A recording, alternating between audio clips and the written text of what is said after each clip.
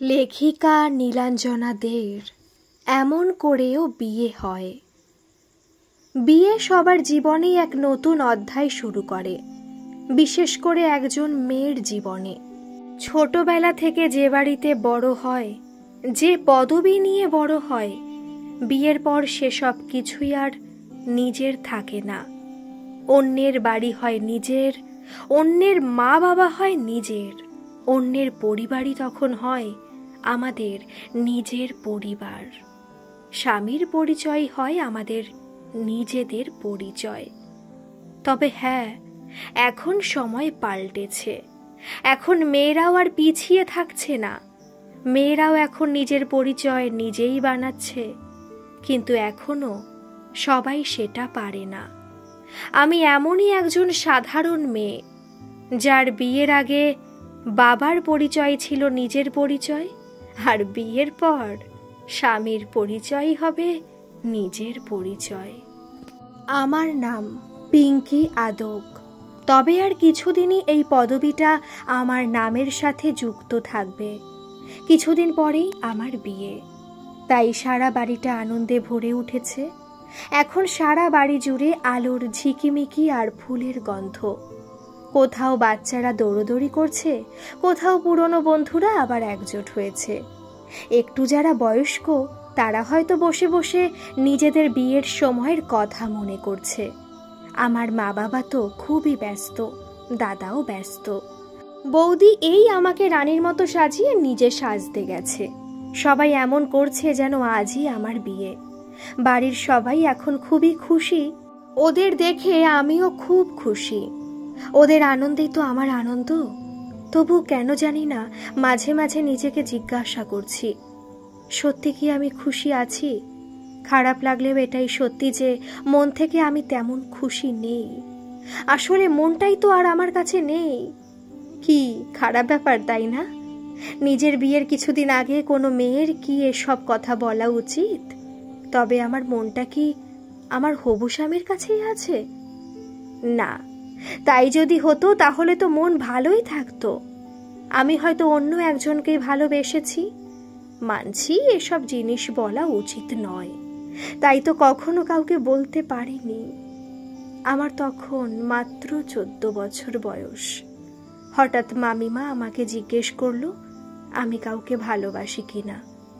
ওই বয়সে অনেক মেয়েই ভালোবাসে, সেটা কোনো পাপও নয়, কিন্তু আমি অন্তত কাউকে ভালোবাসতাম না তখন। তাই সত্যি কথাটাই জানাই। তবে ভাবতে পারিনি আমি কাউকে ভালোবাসি না বলে মা বাবা আমার জন্য পাত্র পছন্দ করে ফেলবে। আমার অবশ্য তখন কিছু মনে হয়নি। মা বাবার ওপর পূর্ণ বিশ্বাস ছিল যে তারা আমার খারাপ চাইবে না। মা বাবার সিদ্ধান্ত ভুল হতেই পারে, কিন্তু তাদের উদ্দেশ্য কখনোই খারাপ হয় না। জিৎ আমাকে তখন থেকেই পছন্দ করত, তবে আমি কখনোই সেইভাবে কিছুই ভাবিনি। জিৎ অনেকবার আমার সাথে একা কথা বলারও চেষ্টা করেছে, কিন্তু আমি কখনোই সেই সুযোগ দিইনি। ছোট ছিলাম, এক প্রকার ভয় করত একা কথা বলতে। যদি কিছু থাক সেসব, আমি আমার নিজের জগতেই ব্যস্ত ছিলাম। পড়তে যেতাম দাদার সাথে, আসতামও দাদার সাথে। স্কুল কলেজ যেখানেই গেছি মা সাথে গেছে। আমার যদিও কখনো অসুবিধে হয়নি এসব নিয়ে, লজ্জাও লাগেনি। বাড়িতে 2টো পায়রা ছিল আর একটা খরগোশ, তাদের নিয়েই মেতে থাকতাম সারাদিন বাড়িতে। কোনোটা মারা গেলে খুব কাঁদতাম।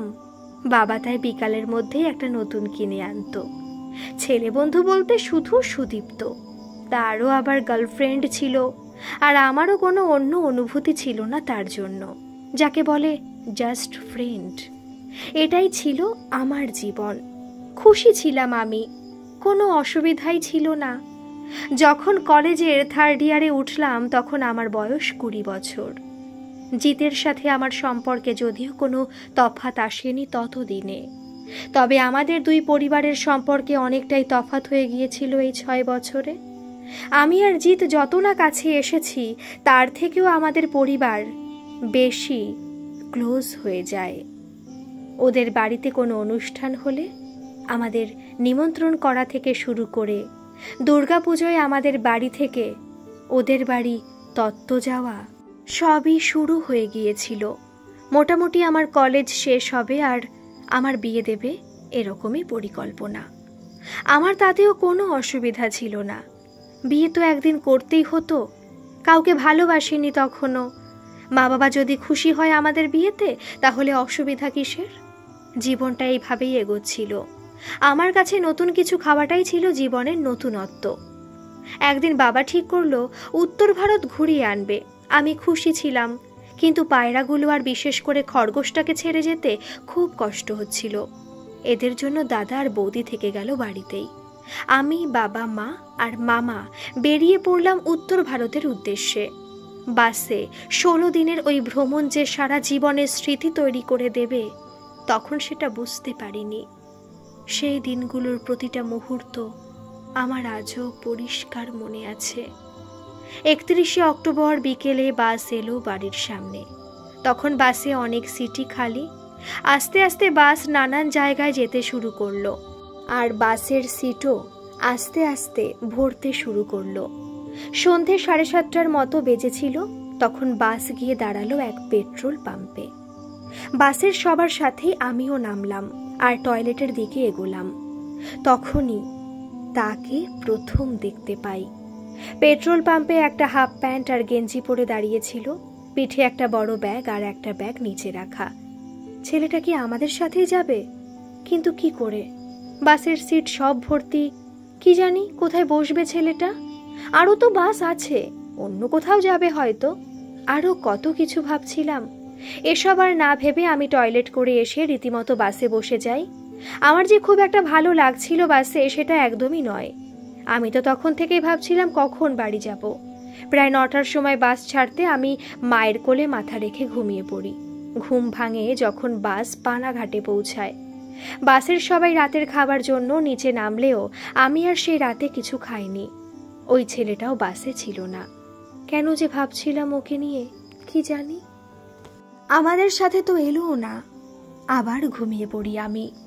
পরের দিন সকাল 6:30 নাগাদ যখন বাস থামে, তখন আমার ঘুম ভাঙে। ততক্ষণে আমরা বিহারে এসে গেছি। বাস থেকে নেমে যখন হোটেলের দিকে যেতে যাই, হঠাৎ দেখি বাসের কেবিন থেকে ওই ছেলেটা নামছে। ওকে দেখে বেশ ভালোই লাগলো তখন, কিন্তু ওর কথা আর না ভেবে আমি ভাবলাম কখন রুমে গিয়ে বিছানায় শোবো। হোটেলের রুমে গিয়ে একটু শুতেই বাবা বকতে শুরু করলো। বলল, শুলে হবে না, তাড়াতাড়ি ফ্রেশ হয়েই বেরোতে হবে। আমি তো যা হোক করে বিছানা ছেড়ে ফ্রেশ হলাম। কিছুক্ষণের হোটেলের বাইরে বেরিয়ে টোটো ধরে আমরা রওনা হলাম বুদ্ধ গয়ার উদ্দেশ্যে। বুদ্ধ গয়াতে কত বুদ্ধদেবের মূর্তি। চীন, জাপান, নানা দেশের মানুষ তাদের দেশের স্টাইলে বুদ্ধদেবের মন্দির তৈরি করেছে সেখানে। অতগুলো বুদ্ধদেবের মধ্যে আমার সব থেকে ভালো লেগেছিল মেত্তা বুদ্ধরাম। টেম্পেলের সাদা রঙের বুদ্ধদেবের মূর্তিটা, যেটা থাইল্যান্ডের স্টাইলে তৈরি। আর সেই ছেলেটার সাথে আমার আবার দেখা হলো, যেখানে বুদ্ধদেবের বড় মূর্তি আছে, মানে জায়েন্ট বুদ্ধর মন্দিরে। আমি যখন সেখান থেকে বের হচ্ছিলাম, তখন সে সেখানে এসে পৌঁছলো আমাদেরই বাসের কিছু বৃদ্ধ বৃদ্ধার সাথে। আমার দিকে একবারের জন্যও দেখলো না সে। কেন জানতাম না, কিন্তু তখন খুব আফসোস হচ্ছিল। আর আফসোস না বাড়িয়ে আমিও তখন বেরিয়ে এসেছিলাম সেখান থেকে।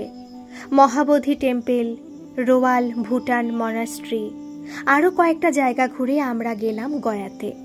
সেখানের সাবিত্রী পাহাড় যা উঁচু ছিল, আমি একটু উঠে আর উঠতে পারিনি। তবে বাকি জায়গা ভালোই ঘুরেছিলাম সেদিন। ফাল্গু নদীর ওপর দাঁড়িয়ে বাবা যখন সীতার অভিশাপের কথা বলছিল, তখন আমার দুচোখ সেই ছেলেটার আশাতেই চেয়েছিল, কিন্তু সে ছেলেটার দেখা পেলাম না। হয়তো আমারই অভিশাপ লেগেছিল। আমরা তো বিকালেই হোটেলে ফিরে শুয়ে পড়েছিলাম। রুমের বাইরে থেকে তার যখন শব্দ পেলাম, তখন সন্ধে হয়ে গেছে। বুঝলাম সে তখনই ঘুরে ফিরেছে। আগে ফিরলে তার আওয়াজ আগেই পেতাম। সে তো আর চুপচাপ থাকার ছেলে নয়। বাসের কেউ তার নিজের ছিল না, তবুও সে সবাইকে কেমন যেন নিজের করে নিয়েছিল আস্তে আস্তে। সবার সাথে বকবক করেই যেত। তবে আমাকে নিজের করতে তার তখনও দেরি ছিল, অনেক দেরি ছিল। সেদিন রাতে মশার কামড়ে খুব একটা ভালো ঘুম হয়নি। ভোর হতে না হতেই আমি মশার কামড় এড়াতে কানে হেডফোন লাগিয়ে রুমের বাইরে বেরিয়ে পড়লাম। রুমের বাইরে বেরিয়ে দেখি সে একা বারান্দায় দাঁড়িয়ে দূরের পাহাড়ের দিকে হাসি মুখে তাকিয়ে আছে, যেন সেই পাহাড়ের সাথেই গল্প করছে। আমি কিছুক্ষণ তার পেছনে একভাবে দাঁড়িয়ে থাকলাম। তারপর সে যখন আমার দিকে তাকালো, আমি লজ্জায় মুখ ফিরিয়ে মাকে ডাকতে ডাকতে রুমে ঢুকে গেলাম। এখন কি হাসি পায় সেই কথাটা ভেবে? সেদিন ছট পূজা ছিল। সমস্ত রাস্তা নো এন্ট্রি করে দেওয়া হয় এই দিনে। তাই সকালেই সবাই ভাত খেয়ে হোটেল ছেড়ে বাসে উঠি। দুপুরবেলা যেখানে বাস থামে সেখানে তারাচণ্ডীর মন্দির আছে। সেই মন্দিরের পার্কিংয়েই এই বাস থামে। ততক্ষণে আমার বাসের মধ্যে কিছু বন্ধু হয়ে গেছিল। আমি তখন বাস থেকে নেমে তাদের সাথেই, মানে সুমনা, সুমনার ভাই রিজু, পাপাই আর পূজার সাথে হাঁটা চলা করছিলাম।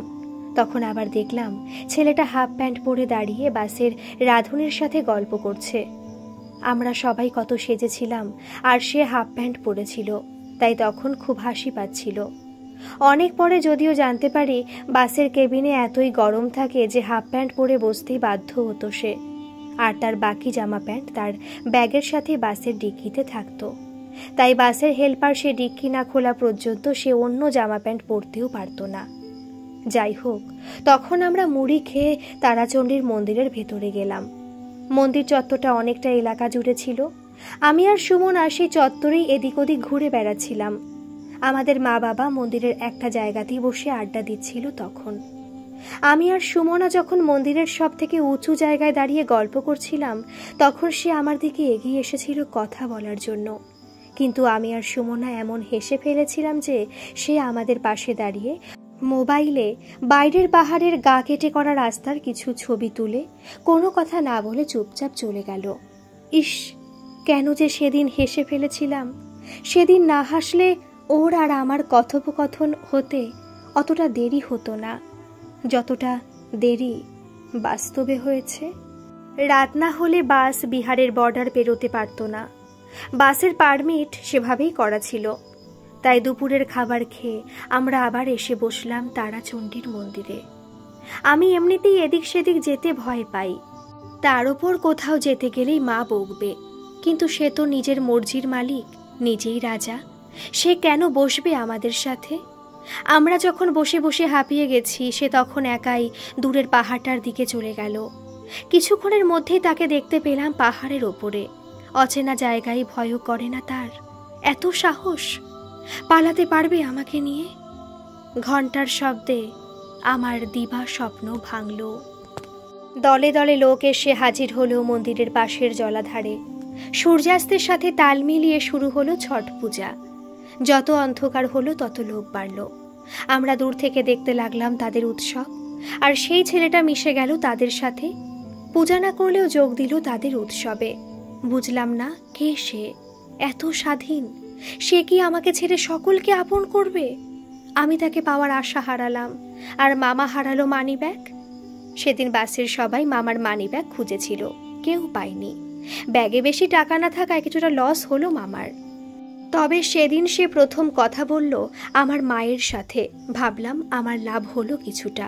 তবে আমি মায়ের কাছে যেতেই সে চলে গেল। এত রাগ ধরেছিল যে কি বলবো। পরের দিন সকালে বাস পৌঁছায় এলাহাবাদে। বাস যাত্রার ক্লান্তি দূর করতে আমরা বসলাম একটা আশ্রমে, আর সে একাই চলল দূরের গঙ্গার উদ্দেশ্যে। একটু বেলা হতে আমরাও বেরোলাম। বড় হনুমানের মন্দির পেরিয়ে সম্রাট অশোকের দুর্গের পাশ দিয়ে আমরা পৌঁছালাম গঙ্গার তীরে। সেখান থেকে নৌকা চড়ে পরিযায়ী পাখি দেখতে দেখতে পৌঁছলাম ত্রিবেণী সঙ্গমে। সেখানে গঙ্গা, যমুনা আর সরস্বতী নদীর জল একসাথে থাকলেও জলের মিশ্রণ হয় না। আমি আর সে তো একসাথেও ছিলাম না, আর মিশ্রণ হওয়া তো সঙ্গমেরও ভাগ্যে ছিল না।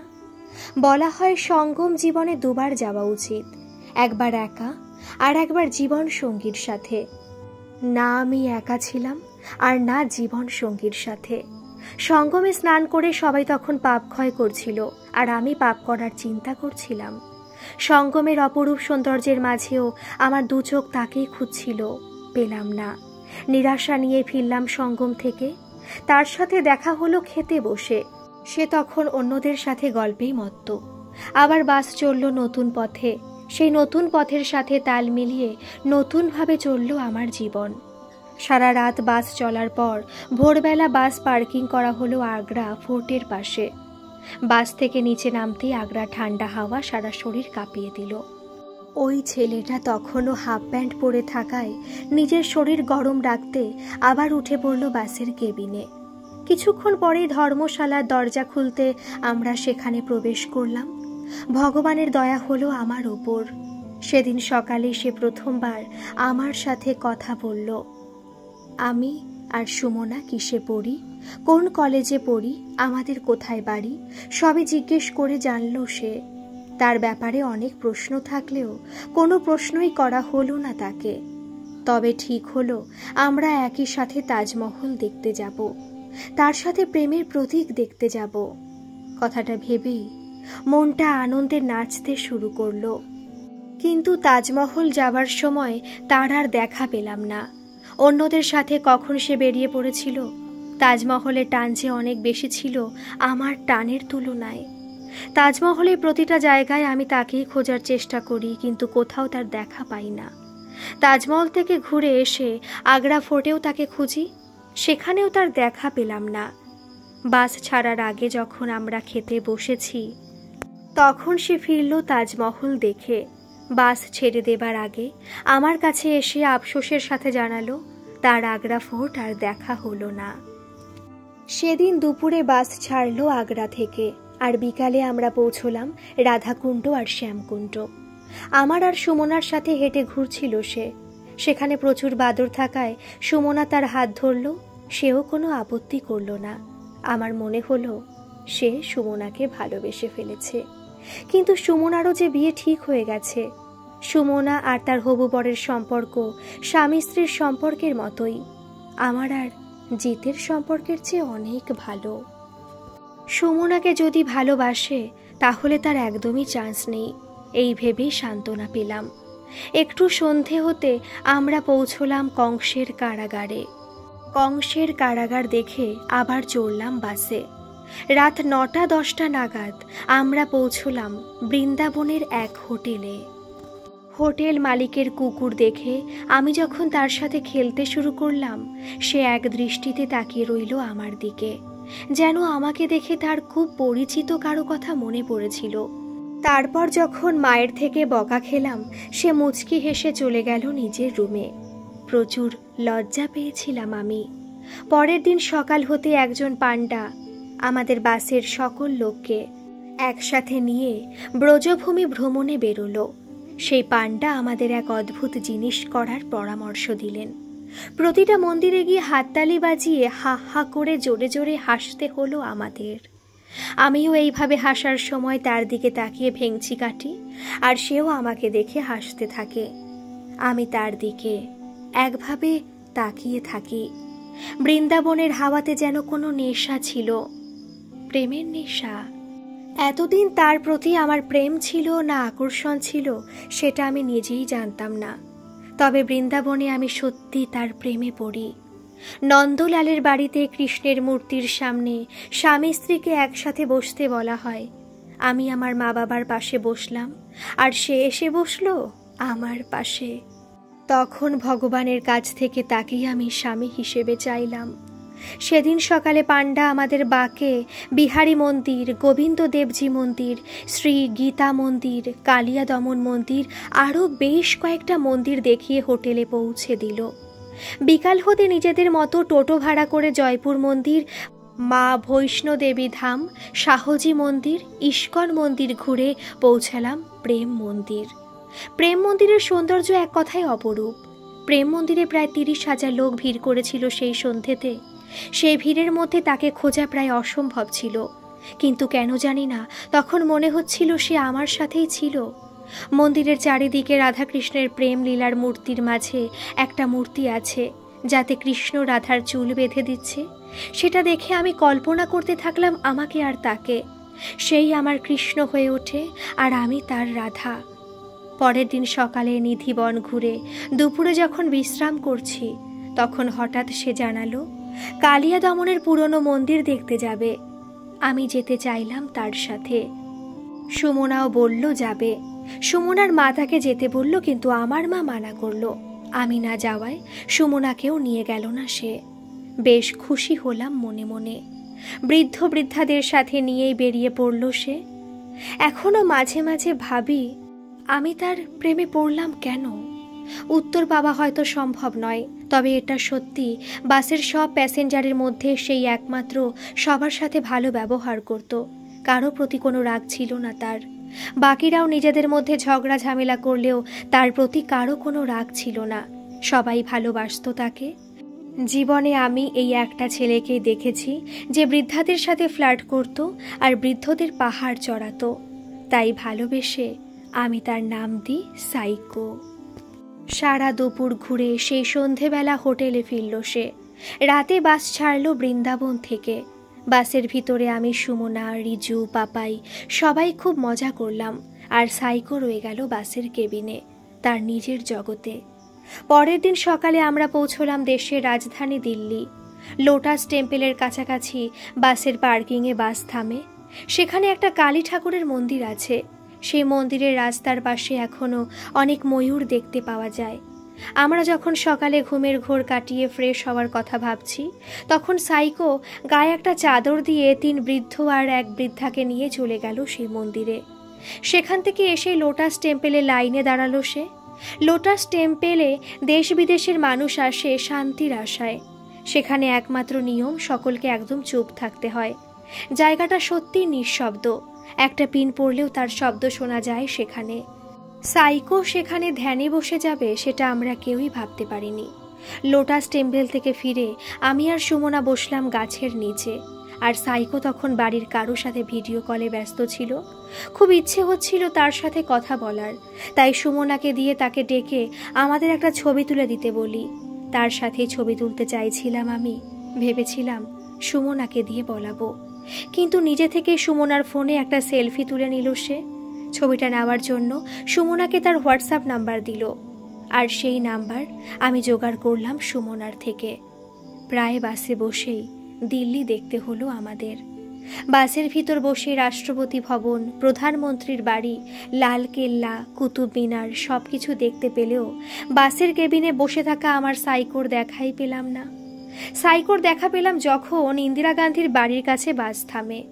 বাসের বাকি প্যাসেঞ্জারের মতো আমরাও সেখান থেকে তাড়াতাড়ি বেরিয়ে আসি।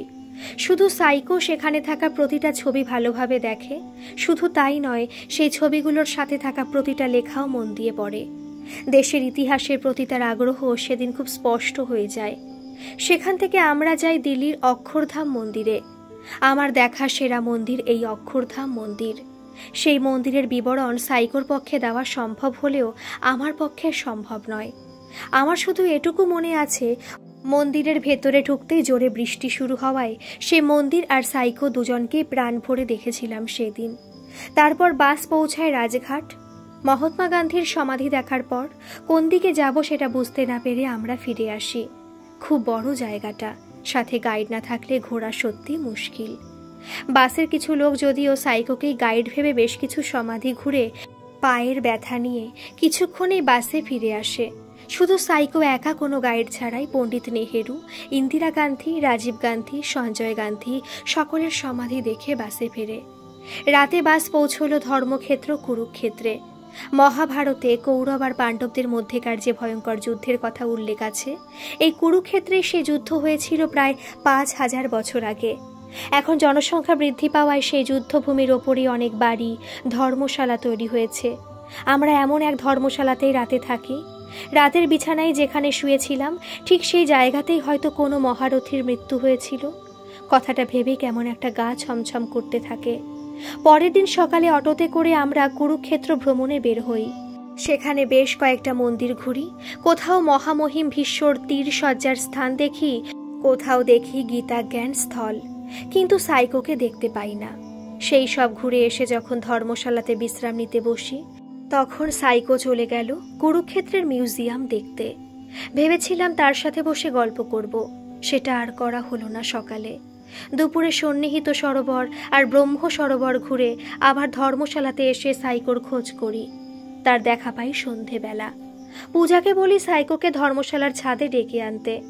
আমি, সুমনা, রিজু, পাপাই, পূজা সবাই ছাদে জমা হই। শুধু সাইকো আসে একটু দেরি করে। ভেবেছিলাম তখনই সাইকোকে আমার মনের কথা জানাবো, কিন্তু সাইকো ছাদে এসে বেশিক্ষণ থাকলোই না। সে জানালো তাকে ব্রহ্ম সরোবরটা পুরোটা ঘুরতে হবে। মহাভারত অনুযায়ী এই ব্রহ্ম সরোবরে দুর্যোধন সূর্যাস্ত পর্যন্ত লুকিয়ে থাকার কথা ভেবেছিল, কিন্তু ভগবান কৃষ্ণ তার সুদর্শন চক্র দিয়ে সূর্যকে ঢাকা দেওয়ায় দুর্যোধন ভাবে সূর্যাস্ত হয়ে গেছে।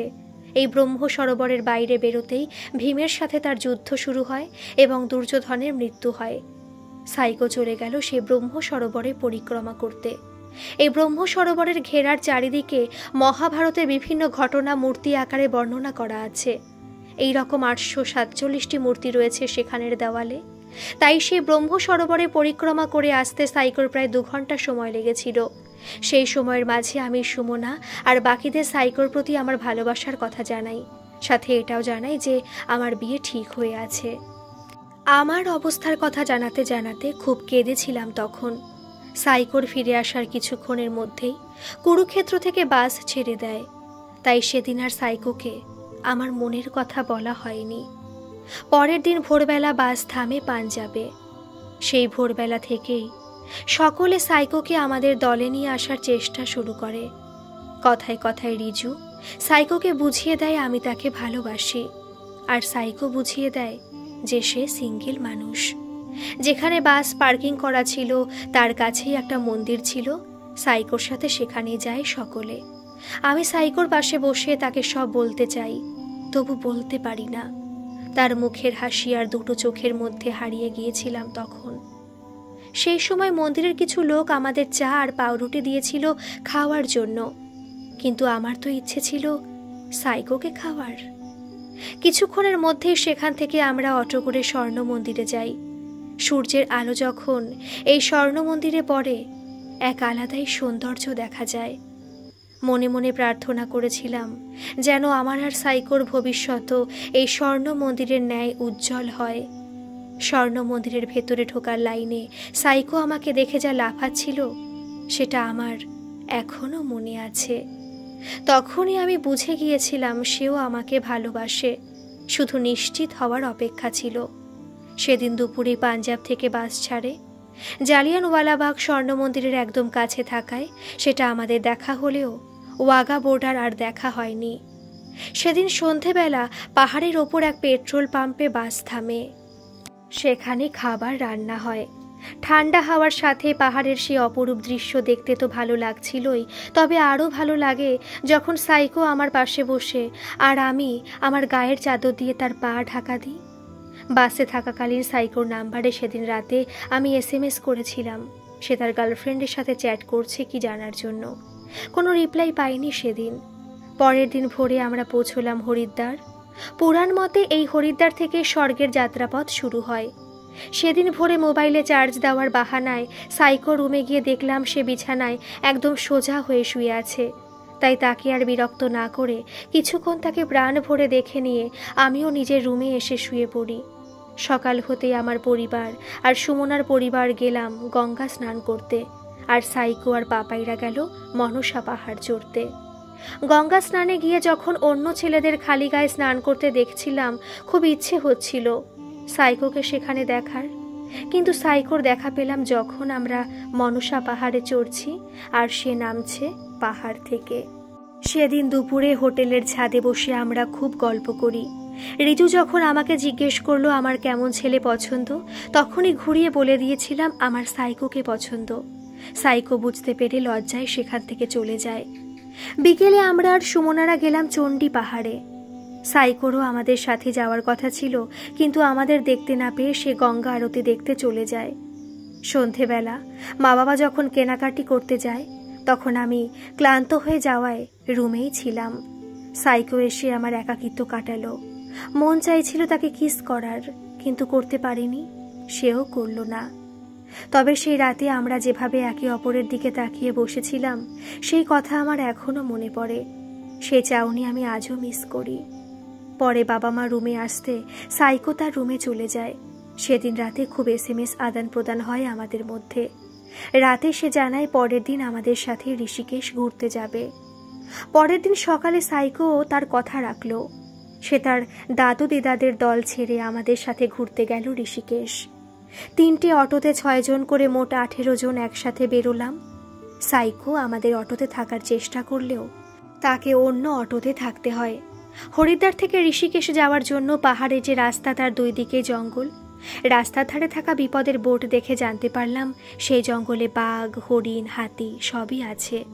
তবে ভাগ্যক্রমে রাস্তায় কোনো বাঘের দেখা পেলাম না। সেই দেখা পেলে পৃথিবীর আর কিছুই দেখা হতো না। বাঘ দেখার জন্য চিড়িয়াখানায় ঠিক আছে। মাঝ রাস্তায় আমাদের অন্য গাড়ি নিতে হলো। এগুলো একটু বড় অটো। 2টো অটোতে 9 জন করে বসলাম। এবার সাইকো আমার সামনে সিটে বসতে পারলো। সে বারবার পেছন ফিরে আমার দিকে তাকাতে থাকলো, আর আমি তো তার দিকেই তাকিয়েছিলাম সারা রাস্তা। সেই গাড়ি থেকে নেমে কিছু অলিগলি ঘুরে পৌঁছলাম লক্ষণ ঝুলার সামনে। পুরাণ অনুযায়ী রামের ভাই লক্ষণ গঙ্গা পার করার জন্য এখানে একটা পাটের ব্রিজ তৈরি করেছিল। পরে সেই জায়গাতেই এই লোহার ব্রিজ তৈরি করা হয়। ব্রিজের ওপর সবসময় এত মানুষ থাকে যে ভয় করে ব্রিজটা ভেঙে না পড়ে যায়। এই ব্রিজের ওপর দিয়ে মোটর সাইকেলও পারাপার হতে দেখা যায়। ব্রিজের ওপর উঠে সবাই মাছেদের খাবার গঙ্গা নদীতে ফেলে। সবার সাথে আমিও যোগ দিই।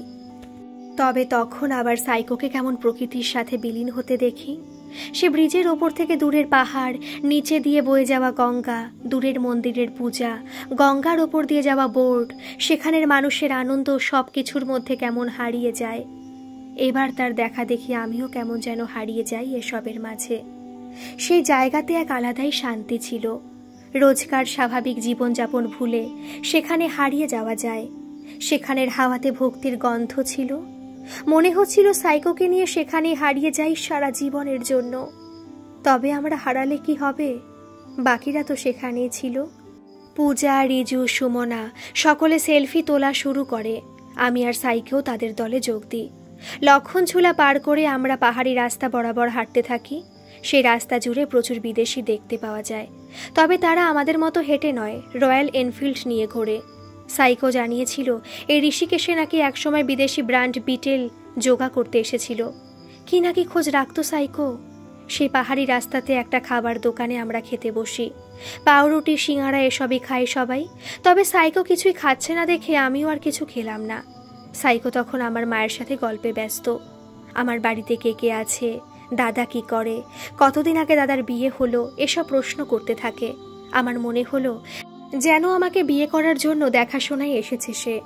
আমিও তাই তার পাশে বসে পড়েছিলাম। মা যদিও সেদিন কোনো আপত্তি করেনি, বেশ রোমান্টিক একটা সিন চলছিল। এমন সময় পূজা এসে সাইকোর কোলে বসে সব সিনটা নষ্ট করে দেয়। আমিও যদিও জানতাম তাদের মধ্যে দাদা বোনের সম্পর্ক, তবু নিজের বোন তো নয়, তাই বেশ রাগ হয়েছিল তখন। আবার সেই পাহাড়ি রাস্তা বরাবর হেঁটে আমরা পৌঁছই রামঝুলার সামনে। রামঝুলাতে দাঁড়িয়ে দূরে লক্ষণ ঝুলা দেখা যায়। রামঝুলা গঙ্গার অন্য পাড়ে যাওয়ার রাস্তা। রামঝুলা পেরিয়ে আমাদের অনেকক্ষণ অপেক্ষা করতে হয় সেই গাড়িগুলোর জন্য। ততক্ষণে আমরা সবাই হাঁপিয়ে গেলেও সাইকোর দম একদম আগের মতোই ছিল। সে যেন ঘুরে বেড়ানোর জন্যই জন্মেছে। সেই গাড়িগুলো আমাদের সেখানে নামালো যেখান থেকে চড়েছিলাম। তারপর আবার ছোট অটোতে চাপায়। সাইকো আবার আমার থেকে আলাদা হয়। তারপর এক অটো থেকে অন্য অটোতে উকি মারা শুরু হলো। সেই পথের বেশ কিছু মন্দির ঘুরে আমরা পৌঁছলাম কঙ্খালে। এই কঙ্খালে রয়েছে দক্ষেশ্বর মহাদেব মন্দির। পুরাণ মতে এখানে দেবী সতী জন্মগ্রহণ করেছিলেন। এখানে তিনি আত্মহত্যাও করেন। আর এখানেই দেবাদিদেব মহাদেব প্রজাপতি দক্ষের মুণ্ডুচ্ছেদ করেন। জায়গাটাতে বেশ গা ছমছম করলেও ভালোবাসার জন্য বেশ জোর পেলাম। দেবী সতী যদি তার ভালোবাসার জন্য তার বাবার মতের বিরুদ্ধে গিয়ে মহাদেবকে বিয়ে করতে পারেন, তাহলে আমি আমার বাবার মতের বিরুদ্ধে গিয়ে সাইকোকে কেন বিয়ে করতে পারবো না? কিন্তু আবার একটু ভয়ও হয়। প্রজাপতি দক্ষের যা পরিণতি হয়েছিল, আমার বাবার সে পরিণতি হোক, সেটাও তো আমি চাই না। এসব ভাবতে গিয়ে সেদিন মনের দিক দিয়ে আবার দুর্বল হয়ে গিয়েছিলাম। সাইকো তো তখনও আমাকে কিছুই জানায়নি তার ভালোবাসা সম্পর্কে। শুধু আমি বুঝতে পেরেছিলাম সে আমাকে ভালোবাসে। এই রকম পরিস্থিতিতে ভবিষ্যতের কথা ভেবে বিভ্রান্ত হয়ে যাওয়াই স্বাভাবিক। তাই সাইকোকে এবার একটু উপেক্ষা করা শুরু করি। আমরা হরিদ্বারে ধর্মশালাতে পৌঁছে গঙ্গা আরতি দেখার জন্য বেরোই। সাইকো হয়তো বুঝেছিল আমি তাকে উপেক্ষা করছি, তাই সে আর আমাদের সাথে আসেনি। গঙ্গা আরতি দেখে যখন ফিরি তখন সাইকো তার রুমে ছিল না। সে বেরিয়ে পড়েছিল রাতের অন্ধকারে, মিশে গিয়েছিল সেখানকার মানুষের ভিড়ে। হরিদ্বার থেকে ভোরবেলায় রওনা দেওয়ার কথা থাকায় পরের দিন সকলকেই খুব ভোরে উঠতে হয়েছিল। সেদিন পাপাইয়ের জন্মদিন উপলক্ষে ভোরেই কেক কেটে বাসের সকলকে খাওয়ানো হয়। অবশিষ্ট কেক নিয়ে শুরু হয় মাখামাখি। আমি সাইকোর গালে কেক লাগাই আর সাইকো তার গাল আমার গালে ঘষে দেয়। না মানে এরকমই হতো যদি এটা কোনো সিনেমায় হতো, কিন্তু বাস্তব জীবনে বাসের সমস্ত প্যাসেঞ্জারই সেখানে উপস্থিত থাকায় সাইকো তার হাতে করে আমার গালে কেক মাখায়। তারপর বাসে উঠে সাইকো আবার আমার থেকে দূরে চলে যায়। তবে এবারে শুরু হয় আমাদের চ্যাট। এই সব আধুনিক প্রযুক্তির জন্য এবার সাইকো আমার থেকে দূরে থেকেও আমার কাছে ছিল। যখন বাসটা হরিদ্বারের পাহাড়ি জঙ্গলের মধ্যে দিয়ে যাচ্ছিল তখনও বেশ অন্ধকার। সূর্যাস্ত হয়ে গেলেও কুয়াশার জন্য কিছুই দেখা যাচ্ছিল না। ঠিক সেইভাবেই আমার ভবিষ্যৎও কুয়াশাচ্ছন্ন হয়েছিল। তাই ভাবলাম সাইকোকেও আমার জীবনের কুয়াশার ব্যাপারে জানিয়ে দেওয়া ভালো। চ্যাটেই জানালাম আমার বাবা আমার জন্য একটা ছেলে ঠিক করে রেখেছে। সে আমার সামনে না থাকায় তার মুখের প্রতিক্রিয়া আমি দেখতে পাইনি ঠিকই, কিন্তু বুঝেছিলাম তার খারাপ লেগেছিল। আমি তার গার্লফ্রেন্ডের ছবি দেখতে চাইলে সে জানিয়েছিল আমার বিয়ে ঠিক না হলে সে আমাকেই বিয়ে করত। মনটা আমারও বেশ খারাপ হয়েছিল। নিজের ভাগ্যের ওপর হাসবো নাকি কাঁদবো কিছুই বুঝতে পারছিলাম না। বাসের সিটে বসে থাকায় যদিও তখন কোনো কিছুই করিনি। পরে যদিও জানতে পেরেছিলাম আমার বলার আগেই সাইকো জিতের ব্যাপারে সবই জানত। কুরুক্ষেত্রের সন্ধেবেলা যেদিন সুমনাদের সব কথা জানিয়ে আমি খুব কেঁদেছিলাম, সেদিনই ব্রহ্ম সরোবর থেকে ফিরে সাইকো আমাকে দেখে বুঝেছিল আমার মন খারাপ। সেই মন খারাপের কারণ সুমনাকে জিজ্ঞেস করায় সুমনা তাকে সব কথা বলেছিল। তখন থেকেই সাইকো সব জানত, কিন্তু সুমনাকে এই ব্যাপারটা আমাকে জানাতে বারণ করেছিল। হয়তো দেখতে চেয়েছিল আমি নিজে তাকে সত্যি বলি কিনা। সেদিন দুপুরে উত্তরাখণ্ডের কোনো নাম না জানা জায়গাতে বাস থামে দুপুরে রান্নার জন্য। বাস থেকে নেমেই আমাকে বমি করতে দেখে সাইকো ছুটে এসেছিল। আমার যেভাবে যত্ন নিচ্ছিল দেখে আমার মা বাবাও অবাক হয়েছিল সেদিন। জায়গাটার কাছে একটা রেল স্টেশন ছিল, তবে সেই রেল স্টেশন আমাদের এখানে রেল স্টেশনের মতো নয়। সেই জায়গায় জনবসতি প্রায় নেই বললেই চলে। দূরে যত দূর দেখা যাচ্ছিল শুধু আখের ক্ষেত তার ক্ষেত। স্টেশন মাস্টারের জলের প্রয়োজনীয়তা মেটানোর জন্য যে নলকূপ ছিল সেই নলকূপের জল নিয়ে রান্না হয় সেদিন। সেই জলেই সকলে স্নান করে, বাসের ছেলে বউ সকলে।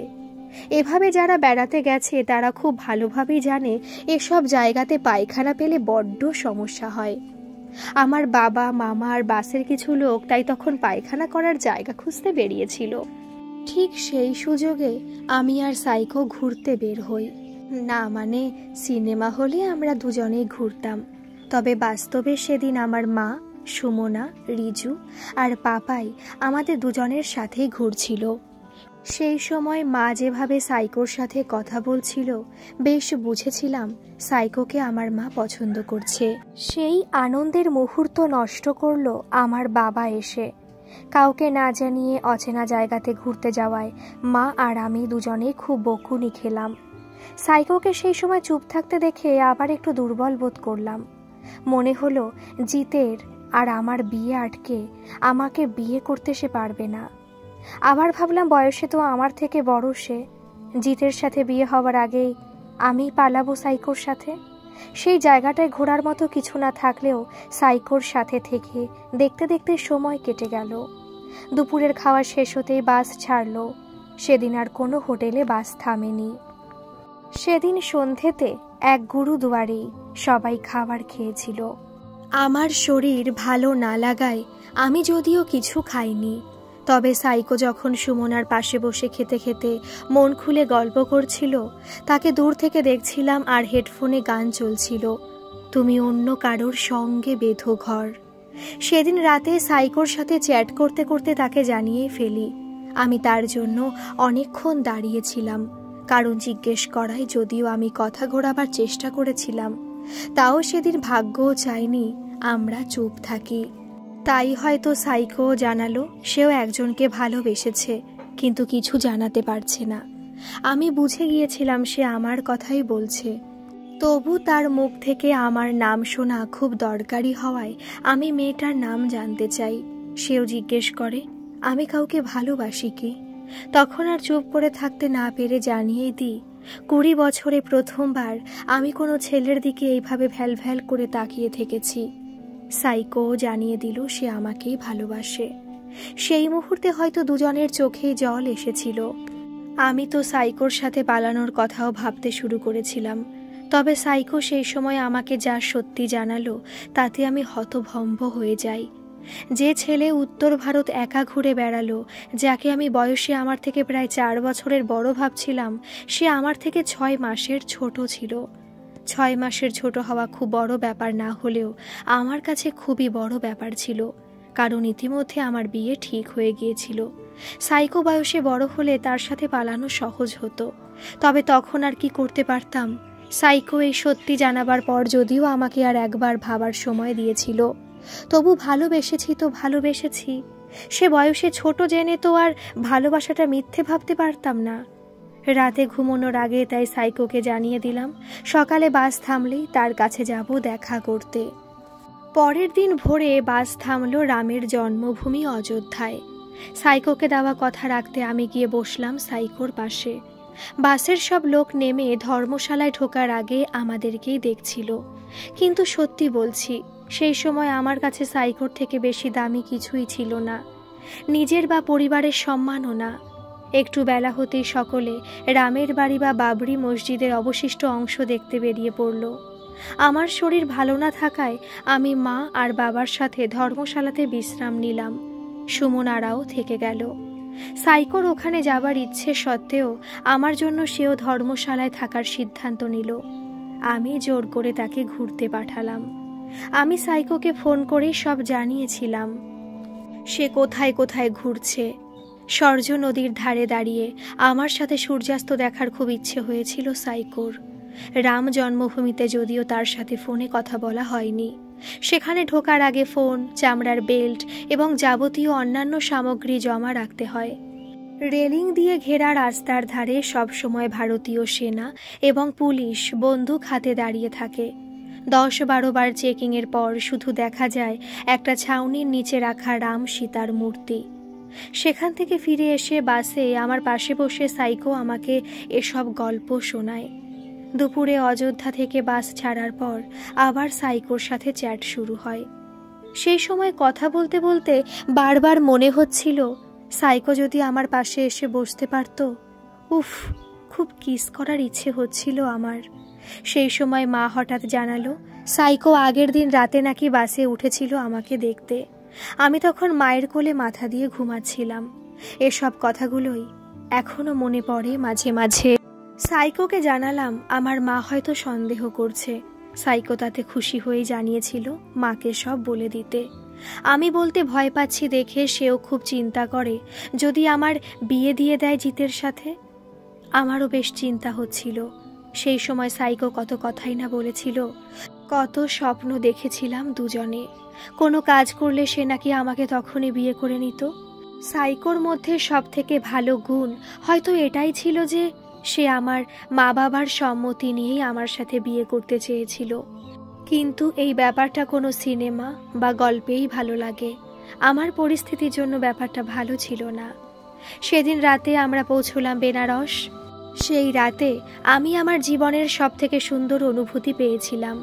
খাবার আগে ধর্মশালার উঠোনে সবাই বসেছিলাম। সাইকো বসেছিল আমার পাশে। ঠান্ডা থাকায় দুজনের গায়ে চাদর ছিল। সবাই মিলে গল্প করছিলাম। তখনই আমি চাদরের ভেতর দিয়েই সাইকোর গায়ে চিমটি কাটতে থাকি। সেই সময় হঠাৎ সাইকো আমার কোমরে হাত দিতেই সারা শরীরে শিহরণ ওঠে। সারা শরীরে রক্ত প্রবাহের গতিবেগ বেড়ে যায়। Dopamine, serotonin, oxytocin, oestrogen, progesterone সমস্ত হরমোন যেন একসাথে নির্গত হয়। এখনও চোখ বুজলে সে স্পর্শ অনুভব করতে পারি আমি। পরের দিন ভোর হতেই আমি সাইকোর রুমে যাই। সে তখনও ঘুমাচ্ছিল। পায়ে চিমটি কাটাতেই সে উঠে আমাকে দেখে এমনভাবে হাত বাড়িয়ে দিয়েছিল, মনে হয়েছিল কোনো নিষ্পাপ শিশু তার মাকে ডাকছে। শুনে অদ্ভুত লাগলেও সেই দৃশ্য দেখে যে কোনো মেয়ে প্রেমে পড়ে যেতে পারে। আমিও বাধ্য হয়েছিলাম তার হাত ধরে তার পাশে বসতে। সেই সময় আর কিছুই মাথায় ছিল না। একে অপরের চোখের দিকে দেখে হারিয়ে গিয়েছিলাম পুরোপুরি। কিছুক্ষণ পরেই পান্ডা এসে বাসের সব প্যাসেঞ্জারকে নিয়ে গেল বেনারস ভ্রমণে। তবে এখানেও সবাই অনুসরণ করলো সাইকোকে। তাকে শুধু আমি পাশে চেয়েছিলাম, কিন্তু এই রকম ছেলে হয়তো কারো একার হয় না। তবে নৌকায় ওঠার সময় সাইকো যখন আমার হাত ধরে নৌকায় উঠতে সাহায্য করছিল, তখনই বুঝে গেছিলাম এই ছেলে আমাকে সারা জীবন যত্নে রাখবে। আমার মা বাবা পর্যন্ত আমার দিকে নজর রাখছিল না। তারাও হয়তো সাইকোকেই আমার দেখাশোনার দায়িত্ব দিয়েছিল। নৌকায় চেপে বেনারসের গঙ্গার যা সৌন্দর্য চোখে পড়ে, সেই সৌন্দর্য আরও লক্ষ গুণ বেড়ে গিয়েছিল সাইকোকে পাশে পেয়ে। নৌকা থেকে নেমে বিশ্বনাথ মন্দির যাবার পথে সাইকো বারবার আমার হাত ধরার চেষ্টা করছিল। আমারও ইচ্ছে ছিল, কিন্তু মা বাবার সামনে হাত ধরার সাহস ছিল না। তাই আমি রিজুর হাত ধরলাম। আর রিজুর দিদি সুমনা কি করলো? সাইকোর হাত ধরে নিল। সাইকো কিছু বলল না সুমনাকে। ব্যাপারটা মনে পড়লে আজও মাথা গরম হয়ে যায় আমার। সেদিন রাগে সাইকোর দিকে দেখাই বন্ধ করে দিয়েছিলাম, কিন্তু মা অন্নপূর্ণার প্রসাদ নিজের হাতে খাইয়ে দিয়ে সে আমার রাগ ভাঙিয়েছিল। কি অসাধারণ ক্ষমতা ছিল সাইকোর মধ্যে! কিভাবে আমার রাগ ভাঙাতে হবে জানতো সে, এমনকি আমার মনের কথাও বুঝে যেত। এই জন্যই তো তার নাম দিয়েছিলাম সাইকো। হোটেলে ফিরে আসতেই সবাই নিজেদের ব্যাগ গুছিয়ে তৈরি হয় বাসে চড়ার জন্য। আমাদের ঘুরে বেড়ানোর দিন শেষ হয়ে গিয়েছিল। পরের দিনই সবাইকে ফিরতে হতো নিজেদের বাড়ি, নিজেদের কাজে, নিজেদের স্বাভাবিক জীবনে। তবে বাড়ি ফেরার আগে সাইকোকে কিস করা খুব দরকারি ছিল আমার জন্য। কাউকে বলে বোঝানো যাবে না, কিন্তু প্রথম ভালোবাসার সে প্রথম কিস খুব দরকারি হয়। যারা ভালোবেসেছে তারা ঠিকই বোঝে ব্যাপারটা। আমার কাছে বেশি সময় ছিল না। পরের দিন সকালেই সবাই নিজেদের বাড়ি। জীবনে আর কখনো সাইকোর সাথে দেখা হবে কি সেই নিয়েও নিশ্চিত ছিলাম না। তাই সাইকোকে কিস করতে নিজেই যাই সাইকোর কাছে। সাইকো তখন ধর্মশালার দোতলার বাথরুমে স্নান করছিল। বাথরুম থেকে বেরিয়ে আমাকে দেখেই সে বুঝে গেছিল আমি কি কারণে তার কাছে গেছিলাম। সেও আমার দিকে এগিয়ে এসেছিল কিস করতে, কিন্তু হঠাৎ আমার পাশে সুমনাকে দাঁড়িয়ে থাকতে দেখে থমকে যায় সে। কেন যে সুমনা সেদিন আমার সাথে ওপরে উঠেছিল, এই জন্যই বলে মেয়েরাই মেয়েদের সব থেকে বড় শত্রু। তবু সাইকো আমাকে সাইডে নিয়ে গিয়ে কিস করত, আমার হাত ধরে টেনেও ছিল সে। ঠিক সেই সময় হোটেলের একজন কর্মচারী এসে আমাদের সেখান থেকে বের করে দেয়। কি জানি, হয়তো বাবা বিশ্বনাথ চাননি সাইকো আমাকে কিস করুক। সেদিন জিতের অজান্তেই জিতের জয় হয়েছিল। সেদিন দুপুরে বেনারস থেকে বাস ছেড়ে দেয়। আমার আর সাইকোর দুজনেরই মন খারাপ ছিল। সাইকোর মনে তবু আশা ছিল যে আমাদের আবার দেখা হবে। বাসে বসে সাইকো কত প্ল্যান করেছিল আমার সাথে দেখা করার। তাকে জানালাম আমি কোথাও বের হই না, এমনকি কলেজেও যাই না। এরপরেও কত উপায় জানিয়েছিল তার সাথে দেখা করার। সে চেয়েছিল আমি তার বাড়ি যাই, তার মায়ের সাথে দেখা করি। দুজনেই এক কল্পনার জগতে হারিয়ে গেছিলাম। সেদিন বিকালে পেট্রোল পাম্পে যখন বাস দাঁড়ায়, মা হঠাৎ জিজ্ঞাসা করে আমার খুব মন খারাপ কিনা। কারণ জিজ্ঞাসা করতে মা বলে যাকে এতদিন দেখার জন্য এত উকি মারছিলাম তার সাথে আর দেখা হবে না। তাই মা হয়তো বুঝে গেছিল আমি সাইকোকে ভালোবাসি। তখন মায়ের কথা শুনে মনে হয়েছিল মা রাজি আছে আমাদের সম্পর্কে। কিছুক্ষণ পরে সাইকো যখন জানালার ধারে এসে আমার সাথে কথা বলে, তখন সুমনার মা যা ইয়ার্কি করেছিল তাতে বুঝে গেছিলাম বাসের সবাই আমাদের ব্যাপারটা জেনে গিয়েছিল। সন্ধে হতে বাসের মধ্যে সবাই নাচানাচি শুরু করে। সাইকো কেবিনে বসেছিল, তাই আমিও নাচতে চাইছিলাম না। সাইকো কেবিন থেকে সবাইকে নাচতে দেখে আমাকেও নাচতে বলে।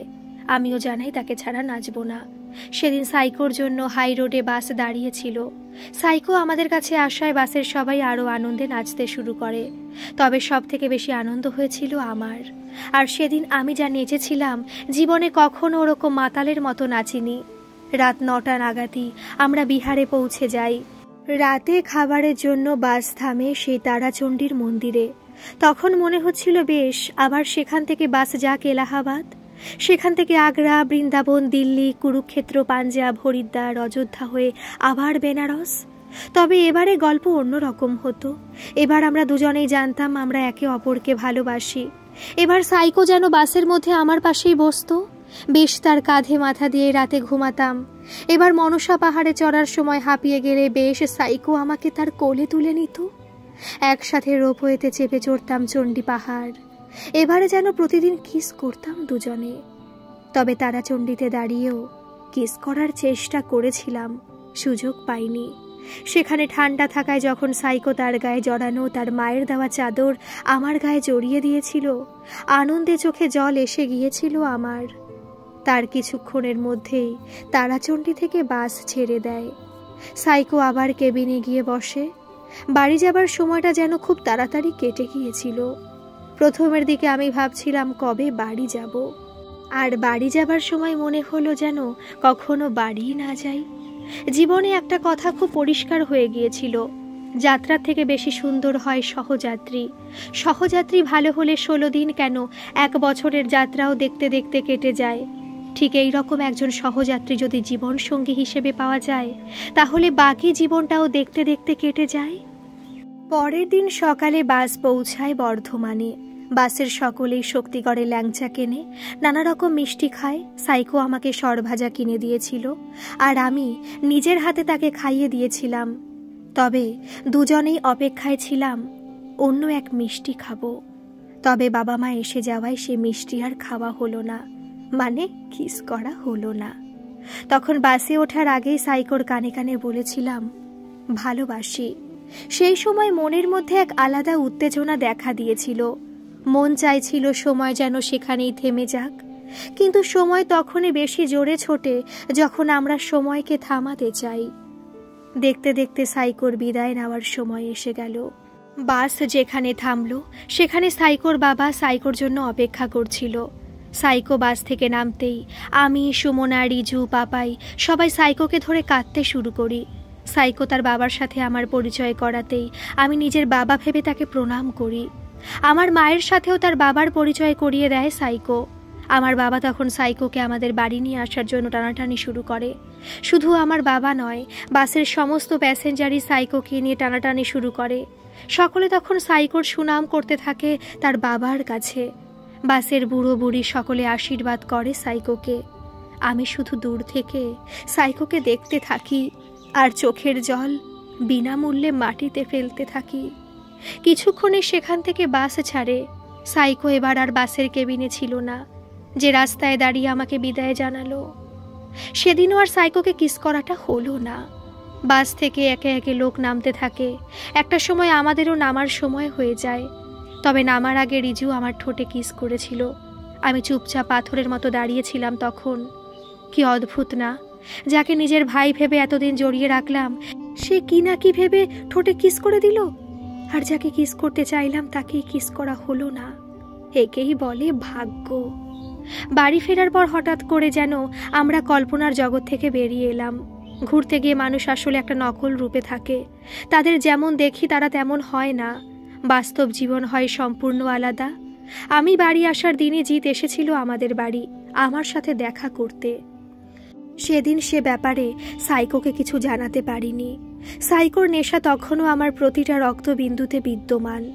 সাইকোর লাইফস্টাইল ছিল সম্পূর্ণ আলাদা। সাইকো সপ্তাহে রবিবার ছাড়া প্রতিদিনই কলেজে যেত।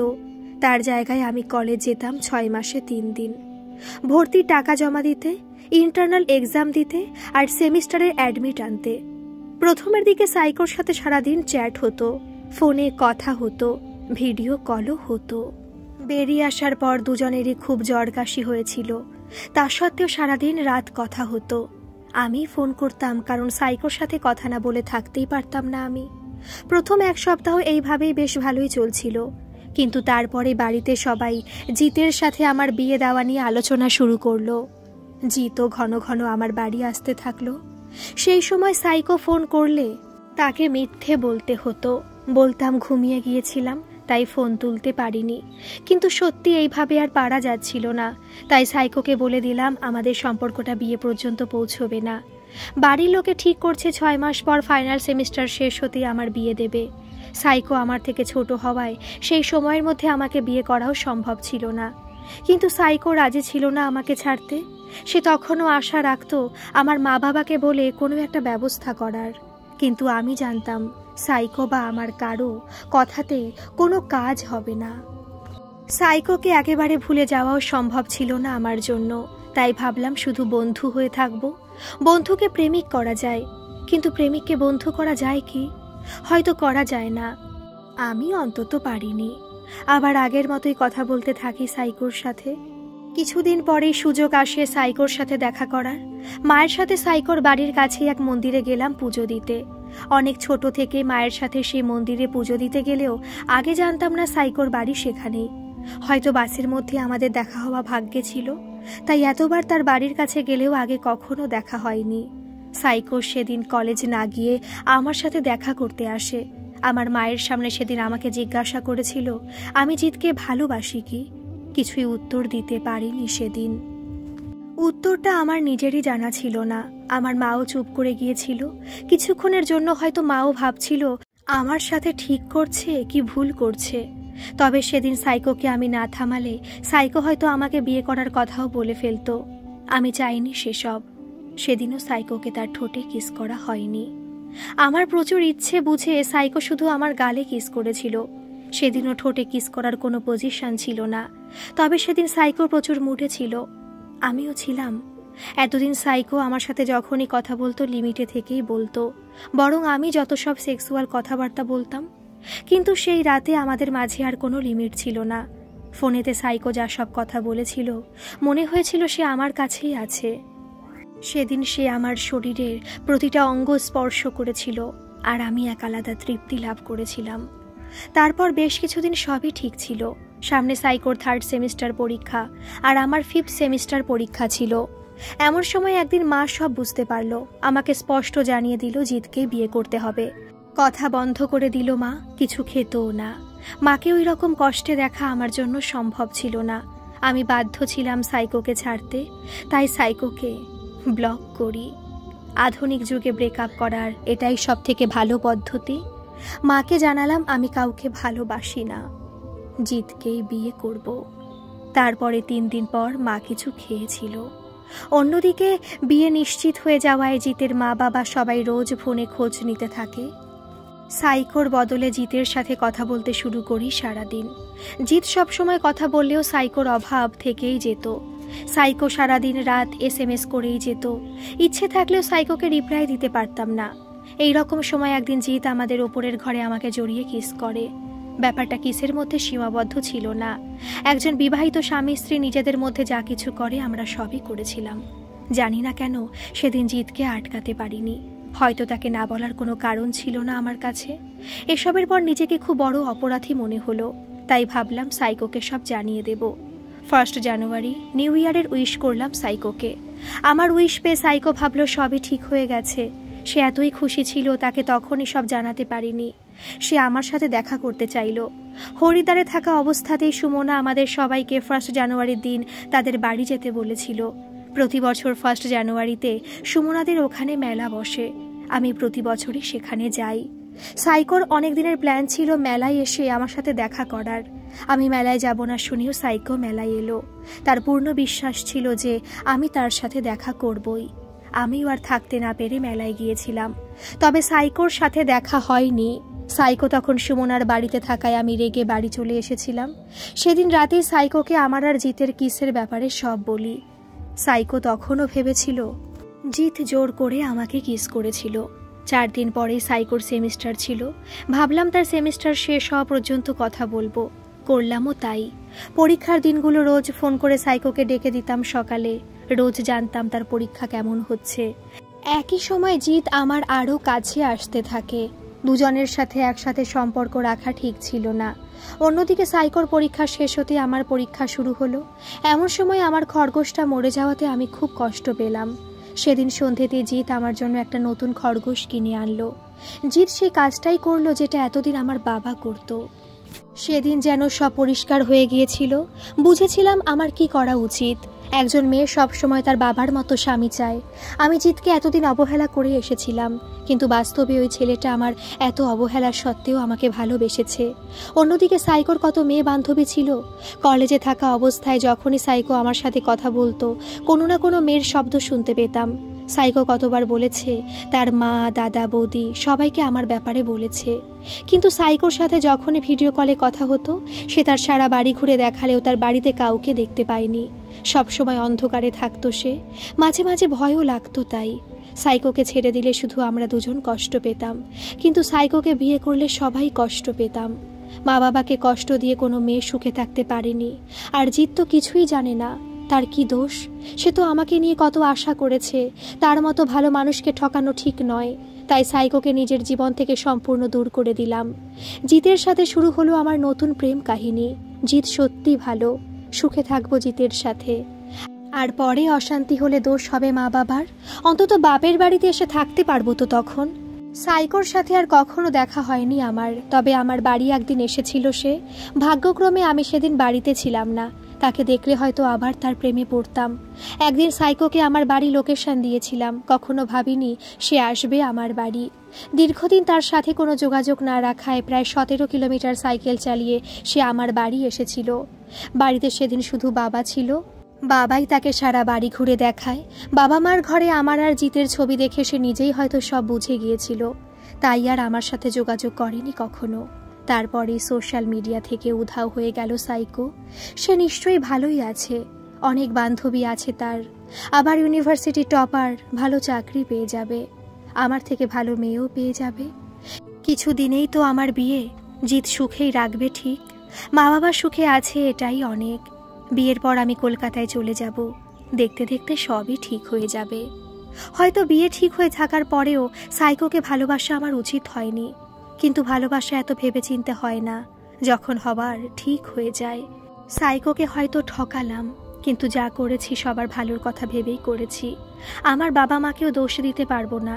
তারা যদি জানতো আমাকে ঘুরতে নিয়ে গেলে আমি প্রেম করব, তাহলে কখনোই আমাকে ঘুরতে নিয়ে যেত না। তবু ভগবানের কাছে প্রার্থনা করি আর কোনো মা বাবা যেন কম বয়সে তাদের মেয়ের জন্য পাত্র পছন্দ না করে। আর যদি কোনো মেয়ে আমার মতো কারোর প্রেমে পড়ে যায়, সেই মেয়েকে যেন ভগবান তার প্রেমিকের সাথে বিয়ে দেয়। না হলে শুধু শুধু সাইকোর মতো ছেলেরা কষ্ট পাবে। একটা সময় খুব খুশি ছিলাম এই ভেবে যে আমি বৃন্দাবনে প্রেম করেছি। ভাবতাম আমার প্রেম রাধা কৃষ্ণের মতো, কিন্তু ভুলে গিয়েছিলাম রাধার সাথে কৃষ্ণের কখনো বিয়ে হয়নি। জিতকেও আমি ভালোবাসি, তবে ভালোবাসার কথা শুনলেই সব থেকে আগে সাইকোর কথাই মনে পড়ে।